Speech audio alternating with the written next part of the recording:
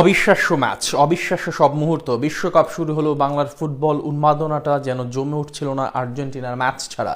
এক ম্যাচে এবার তৃপ্তির 16 কলা পূর্ণ করলেন আকাশী নীল জার্সির সমর্থকরা। আলজেরিয়াকে হারিয়ে বিশ্বকাপের শুরুটা যেন স্বপ্নের মতো হলো আলবিসেলেস্তেদের। পুরো ম্যাচ জুড়ে তিনি ছিলেন অনন্য, ছিলেন অপ্রতিরোধ্য।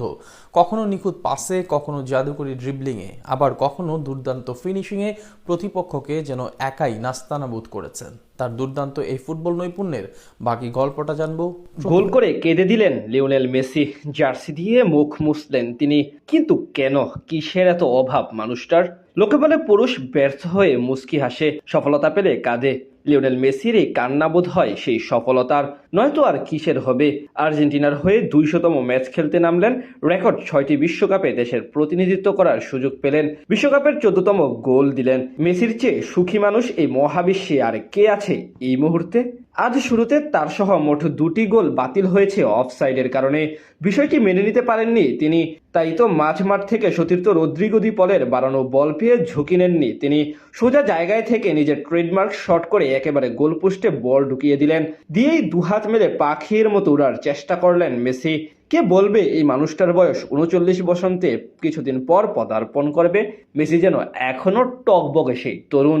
কাতারের লুসা স্টেডিয়ামে চেষ্টা করেছিলেন শিরোপা উঁচিয়ে ধরে, আর আমেরিকার মাটিতে তার শুরুটা হলো ঠিক হ্যাট্রিক করে। একজন লিওনেল মেসি যেন দিনকে দিন তরুণ হয়ে উঠছেন, আরো ক্ষুধার্ত হয়ে উঠছেন।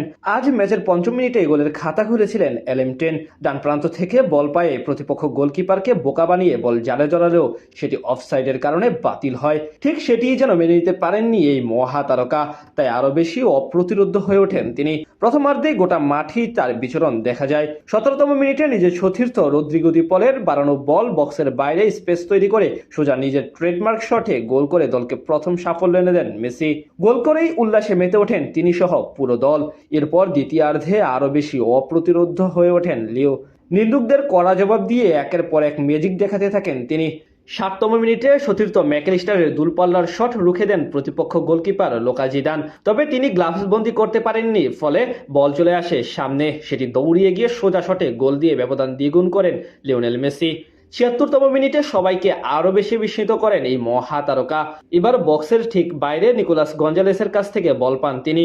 সেটি নিয়ে 2 ডিফেন্ডারকে বোকা বানিয়ে অসাধারণ এক কিকে সোজা গোলপোস্টে ঢুকিয়ে দেন বল। এতেই ব্যবধান 3 গুণ হয় আর্জেন্টিনার। শেষ পর্যন্ত সেই 3 গোলেই জয় পায় আকাশী নীলরা। এই 3 গোলে বিশ্বকাপে মেসির মোট গোল সংখ্যা হয়েছে 16। এতে জার্মানির মিরোস্লাভ ক্লোসার সঙ্গে সমান হয়েছেন তিনি।